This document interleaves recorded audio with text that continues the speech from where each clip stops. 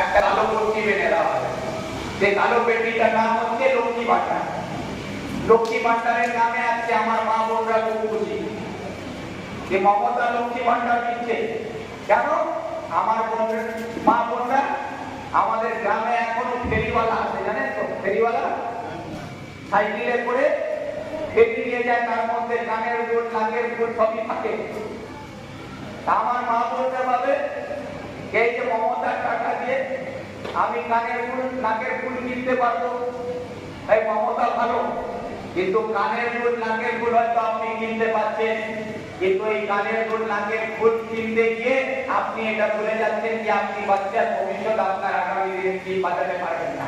আপনার বাচ্চা যে স্কুলে যাচ্ছে সেখানে শিক্ষক নাই, বই নাই, সেখানে স্কুল খুলে দেওয়া হচ্ছে আগামী দিনের জন্য। 8,209টা সরকারি স্কুল বন্ধ হয়ে গেল। তার মধ্যে উত্তর দিনাজপুরে 73টা স্কুল বন্ধ হয়ে গেল, প্রাইমারি থেকে নিয়ে হাই স্কুল অবধি। এই যে স্কুল শিক্ষা ব্যবস্থাগুলোকে ভেঙে দেওয়া হচ্ছে, আপনাদের কোনো প্রতিবাদ নেই, কোনো আমাদের অভিভাবকরা কেউ চিন্তা করছেন না। সরকারি স্কুলগুলো বন্ধ হয়ে যাচ্ছে, তার জন্য লড়াই কে করবে? তার জন্য কংগ্রেস আছে। তার জন্য আপনাদেরকে আমরা জাগ্রত করি যে আপনাদের আসল অধিকার হচ্ছে শিক্ষা, স্বাস্থ্য, আপনাদের অধিকার। আপনাদের অধিকার হচ্ছে সুস্থ পরিবেশ, আইন শৃঙ্খলা, এইগুলোকে নিয়ে লড়াই করতে হবে। এই লড়াইগুলো আপনারা করবেন। তার জন্য আপনাদের কাছে আমি বারবার বলি, এই যে লক্ষ্মী ভান্ডারের নামে, কন্যাশ্রীর নামে, রূপশ্রীর নামে আমাদেরকে বোকা বানানো হচ্ছে। আর বোকা বানানোর সময় শেষ। এবার নিজের জন্য জেগে উঠুন। কংগ্রেস আপনাকে পথ দেখাবে, সেই পথে আপনারা এগিয়ে আসুন। এখানে তৃণমূলের যে নেতা গৌতম পাল আজকে বড়দিঘিতে এসে আপনাদেরকে কি দিয়েছে আমাকে 5টা উদাহরণ দিয়ে বলতে পারবেন? 5টা ছাড়ো 3টা উদাহরণ দিয়ে দেখাতে পারবেন যে গৌতম পাল এখানকার বিধায়ক বড়দিঘির মানুষের জন্য 3টা উপকারের কাজ করেছে? দেখাতে পারবেন না। কিন্তু এই বড়দিঘির মানুষের ক্ষতি কোথায় করেছে? আজকে আপনাদের প্রত্যেকের বাড়িতে গৌতম পালের দ্বারা যে মদের ঠেকগুলো তৈরি হয়েছে, যে মদের ঠেকের মধ্যে দিয়ে আপনাদের পরিবারের প্রত্যেকটা যুব সমাজকে, যে আমার হিন্দু পরিবার হোক, সে আমার মুসলমান পরিবারের যুব ভাইরা হোক, যে ভাইরা আগামী দিনে ভারতের ভবিষ্যৎ, আমাদের বাংলার ভবিষ্যৎ, সেই ভবিষ্যৎ গুলোকে মদের থেকে বসিয়ে তাদেরকে মাতাল তৈরি করছে এবং তাদের হাত দিয়ে গুন্ডামি, মস্তানি এবং তোলাবাজি এবং ভূত দখল এই কাজের জন্য আপনার পরিবারের ছেলেদেরকে দিয়ে করাচ্ছে। এই জন্য আমরা কি গৌতম পালকে বিধায়ক করেছিলাম? যদি আজকেও আমরা আমাদের ভবিষ্যৎ বাঁচাতে চাই, আমাদের মা বোনদের রক্ষা করতে চাই, তাহলে আমাদেরকে দরকার এইরকম গৌতম পালের মতন চিটিংবাজ বিধায়ককে এখান থেকে ঘাট ধরে থাকার কথা আমাকে কে বলেছিল? মনে আছে তো? তৃণমূলের মন্ত্রী গোলাম রব্বানি। সেই ঘাট ধরে বিক্ষোভকে বের করে দাও। সেই ঘাট ধরে বের করতে গিয়ে রব্বানি বুঝতে পেরেছে কি ঘাট ধরে বের করার কথা বলা সোজা, ভিক্টরের ঘাট ধরা সোজা নয়। ভিক্টরকে হাত লাগাতে গেলে পুরো জেলা জুড়ে তার প্রতিবাদ হলো, রাজ্য জুড়ে হয়েছে। হেফতাবাদে তার বিরুদ্ধে এফআইআর হয়েছে, ইটাহার তার বিরুদ্ধে এফআইআর করেছে, চাকুরিয়া তার বিরুদ্ধে এফআইআর করেছে।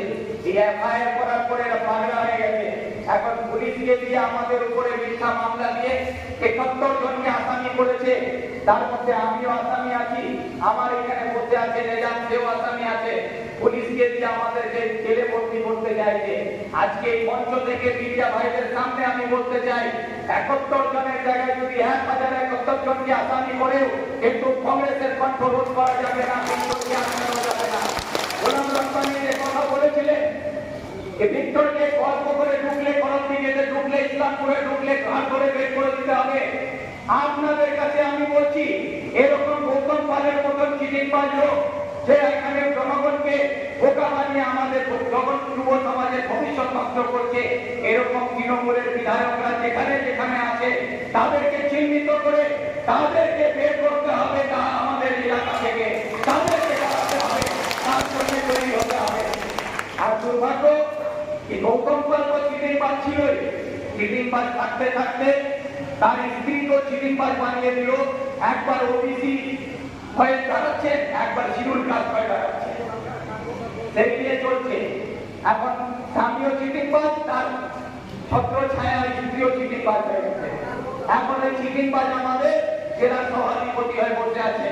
যদি লজ্জা শরম থাকে গৌতম পাল এবং জেলা সভাধিপতির জনগণের নির্বাচিত সদস্য হয়ে লড়াই করে তুমি জিতে আসতে তবে তোমাকে স্বাগত জানানো হলো। কিন্তু চিটিংবাজদেরকে আজকে পদে বসিয়ে দিতে পারে তৃণমূল। তারা চিটিংবাজ হয়ে ওখানে তোলাবাজি করতে পারে, কিন্তু চিটিংবাজরা মানুষের মন জয় করতে পারবে না। করণদিঘির মানুষের কাছে তারা দাঁড়াতে পারবে না, বাংলার মানুষের কাছে দাঁড়াতে পারবে না। তাই আপনাদেরকে আমি বলবো, এখন আমাদের জেলা সভাপতি মহাশয় এখানে উপস্থিত হয়েছেন, উনি আপনাদের সামনে বক্তব্য রাখবেন। আমি আর নিজের বক্তব্যকে দীর্ঘায়িত না করে আমি শুধু এই কথা বলতে চাই যে করণদিঘিতে আপনাদেরকে কোন রকম ভাবে তৃণমূলকে বা তৃণমূলের মস্তান দেওয়া নেতা বিধায়ক কাকু ভয় পাওয়ার দরকার নেই। আইনের পথে কিভাবে চলবে, তাকে আইনের পথে কিভাবে চলাতে হয় সেই ক্ষমতা আমাদের আছে। আপনারা শুধু পাশে থাকুন। যারা পুলিশকে মস্তান বানিয়ে পুলিশ ভর্তিওয়ালা গুন্ডা এবং তৃণমূলের গুন্ডা যে অত্যাচার করছে তার উদাহরণ আমরা দেখেছিলাম। কারণ একটি নাম দীঘলগাঁওতে যেভাবে আমাদের এক জায়গা লোকের উপরে মামলা করেছিল, 18 জনকে আসামি করে আমাদের মা বোনদেরকে গ্রাম ছাড়া করিয়ে রেখেছিল। কেন? যে গৌতম পালকে নাকি মানুষ হেনস্থা করেছে, গৌতম পালকে পেরেছে। গৌতম পালকে জনগণ যদি পিটিয়ে থাকে তো জনগণের পিটানোর আগে গৌতম পালকে ভাবা উচিত যে তুমি একজন বিধায়ক হয়ে তোমার আচরণ কেমন আছে, তোমার ভাষা কেমন আছে। যে জনগণ তোমাকে মাথায় তুলে নির্বাচিত করে এখান থেকে বিধায়ক করেছিল, আজকে সেই জনগণ তোমাকে যুদ্ধ দেখাচ্ছে, সেই জনগণ তোমাকে পিটাচ্ছে। তোমাকে আগে নিজেকে বোঝা উচিত কি তুমি কোন জায়গায় ছিলে, আজকে নিজেকে কোন জায়গায় নিয়ে এসেছো সেটা তোমাকে ভাবতে হবে।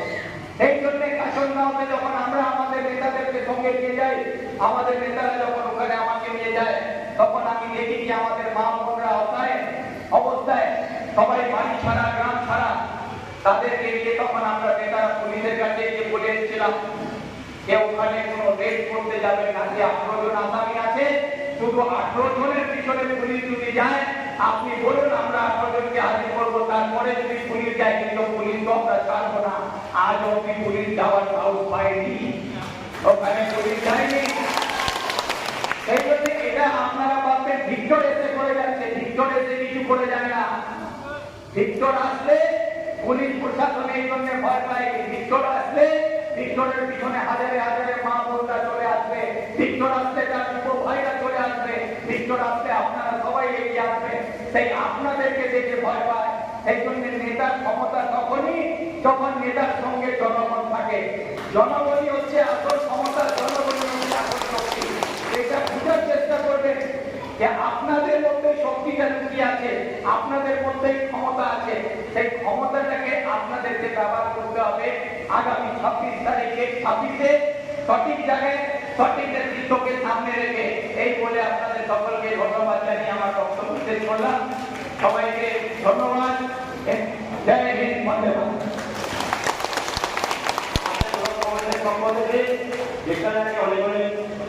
ধন্যবাদ। এখন আপনাদের সামনে দলনেত্রী বিওপি মেম্বার 2 একটি কথা বলে